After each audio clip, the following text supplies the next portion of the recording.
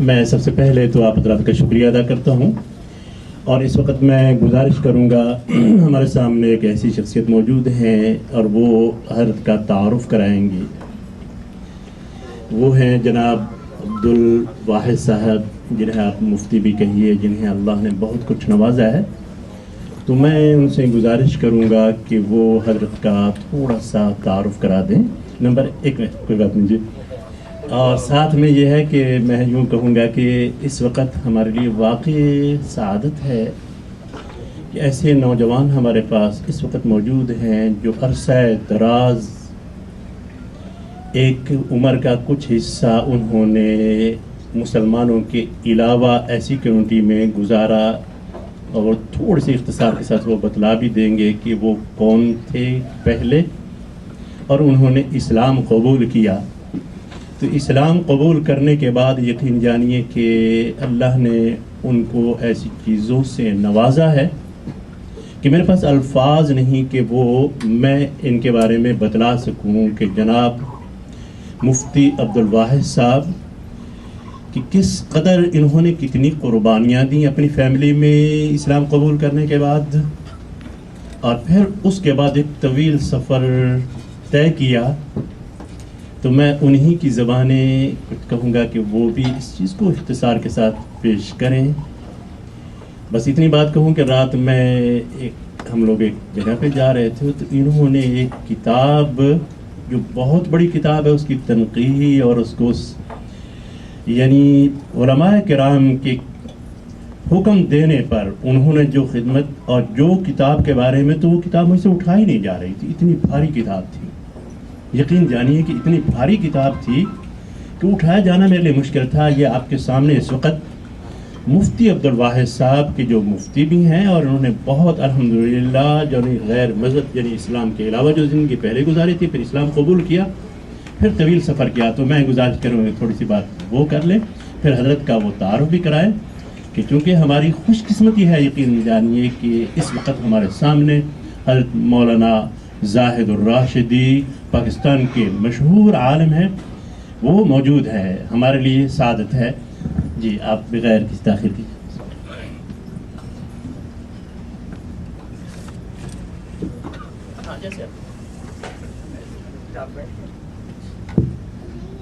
بسم اللہ الرحمن الرحیم، نحمدہ ونصلی ونسلم علی رسولہ الکریم۔ سب سے پہلے تو میں ہمارے جو مہمان گرامی جو میرے اساتذہ کے درجے کے ہیں اور پاکستان کی نہ صرف خود بڑی شخصیت ہیں، میں ان کے کئی بیانات سن بھی چکا ہوں، اور آپ کو تعارف اس لیے بھی کرانا مناسب ہے کہ آپ کو اس شخصیت کا پتہ چلے کہ اللہ رب العزت نے کیا کیا ان کو علم سے نوازا،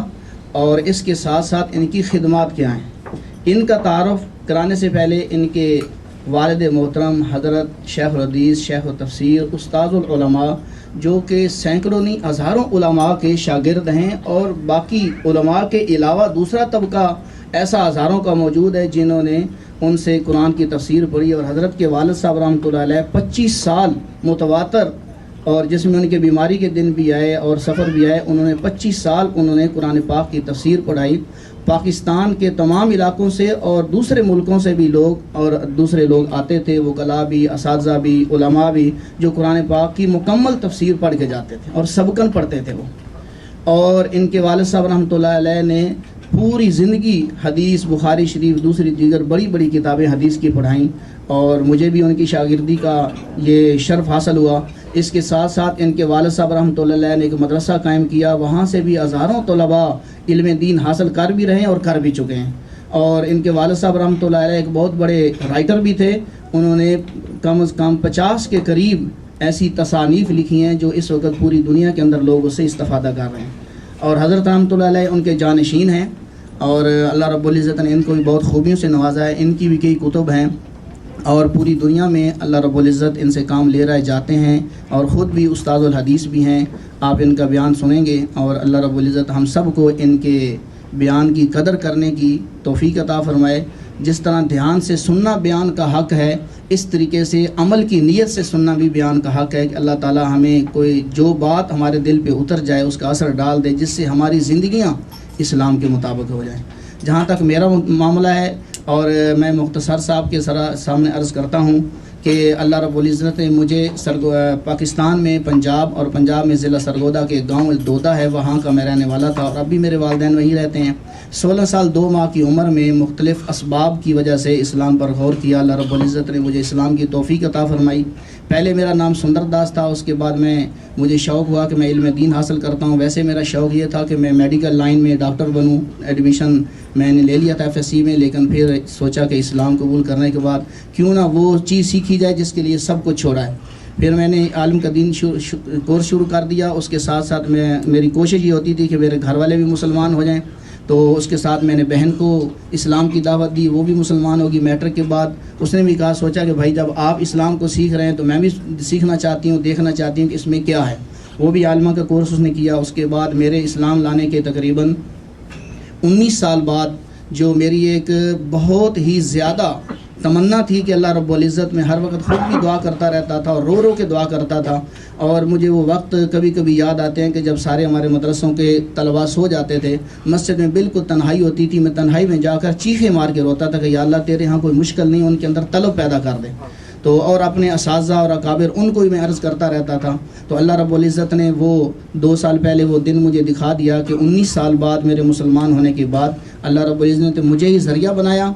اور اصل تو اللہ کا فضل ہوتا ہے، وہی ہدایت دیتا ہے، لیکن یہ مجھے سعادت حاصل ہوئی کہ میں نے ان کو اسلام کی دعوت دی اور ان کے اشکالات جو تھے ان کے جوابات دیے، اور اس کے بعد ان کو کلمہ پڑھانے کی اللہ رب العزت نے مجھے توفیق عطا فرمائی۔ اب الحمدللہ میرے والد صاحب، میرے بہن بھائی سب نمازیں بھی پڑھتے ہیں، قرآن بھی سیکھ رہے ہیں، اور بعض نے جو ہے الحمدللہ میرے بھائیوں نے داڑھی بھی رکھ لی ہے، اور مکمل اسلام کے مطابق اپنی زکوٰۃ بھی ادا کرتے ہیں، قربانی بھی دیتے ہیں۔ جو کچھ وہ جو چیزیں آگے آ رہی ہیں مجھ سے پوچھتے رہتے ہیں، میں ان کو خود بھی بتاتا رہتا ہوں۔ رہا یہ مسئلہ کہ میں مسلمان کیسے ہوا، کیوں ہوا، کیا وجوہات تھی، وہ کیسا طویل سفر ہوا، سچی بات یہ کہ اس کے لیے کہ جب میں شروع کر دوں گا تو بہت وقت ہوگا۔ میں یہ چاہتا ہوں کہ حضرت ہمارے بڑے ہیں، ان کی آواز سن لے۔ میری بہن کیسے مسلمان ہوئی اس کے لیے بھی ایک طویل بات ہے، کم از کم اس کے لیے بھی آدھا گھنٹہ چاہیے ہوگا، اور اس کے ساتھ ساتھ میرے والدین کیسے مسلمان ہوئے، درمیان میں کیا حالات آئے، تو یہ بھی ایک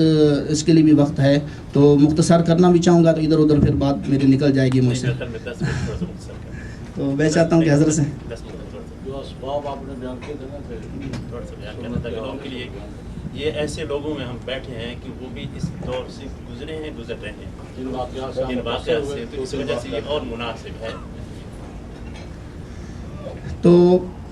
ان نظرات کے فرمانے پر اور اللہ رب العزت کے فضل سے میں یہ بات، جی میرا جو پہلے مذہب تھا وہ سکھ مذہب تھا۔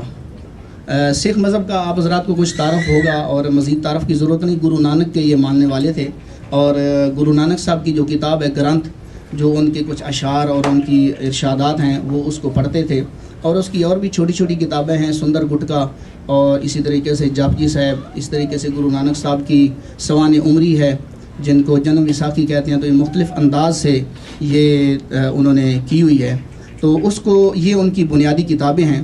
اور گرو نانک صاحب خود ایک بہت اچھے انسان تھے، اور انہوں نے جو لوگوں میں ان کی خود، یعنی اچھے انسان سے مراد کہ ان سے کسی کو تکلیف نہیں کوئی پہنچی، انہوں نے لوگوں کے اندر بھلائی کے کام کرنے کے شروع کیے۔ لیکن میں نے جب سکھ مذہب کو پڑھا اور میرے اندر یہ شوق پیدا ہوا کہ میں دونوں میں دیکھوں، اور شوق بھی یوں پیدا ہوا کہ ہمارے اسکول میں ایک ہمارے استاد تھے، وہ اسلامیات پڑھاتے تھے، تو وہ باتیں کچھ جو بتاتے رہتے تھے میں ان کو بھی سوچتا تھا اور سکھ مذہب کی باتیں بھی سوچتا رہتا تھا۔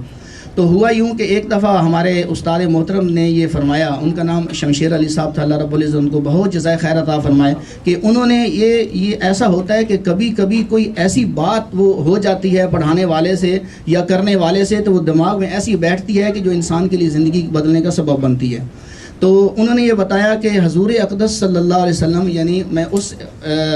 وقت کو سامنے رکھ کے بات کروں تو فرمایا کہ مسلمانوں کے جو نبی ہیں وہ جب کھانا کھاتے تھے تو کھانا کھانے سے پہلے بھی اور بعد میں بھی ہاتھ دھوتے تھے۔ تو مجھے یہ بات کہ مسلمانوں کے نبی نے یہ بات فرمائی ہے، ویسے آدمی نیچرلی طور پر، فطری طور پر آدمی وہ ویسے ہاتھ تو دھوتا ہی ہے، ہر انسان صاف کرتا ہے، لیکن ایک نبی اپنی امت کو یہ چھوٹی سی بات کی رہنمائی کرے، یہ ایک الگ بات ہے۔ تو اب میں نے سوچا کہ کیا ہمارے سکھ مذہب میں ایسی کوئی رہنمائی ہے؟ بات تو دیکھنے میں چھوٹی سی ہے، تو میرے ساتھ یہ میں نے اس کو عمل میں لایا اپنی زندگی کے، اس کو میں نے معمول بنا لیا کہ جب بھی کھانا کھانا ہے اس سے پہلے بھی اور بعد میں تو لازمی ہاتھ دھونے۔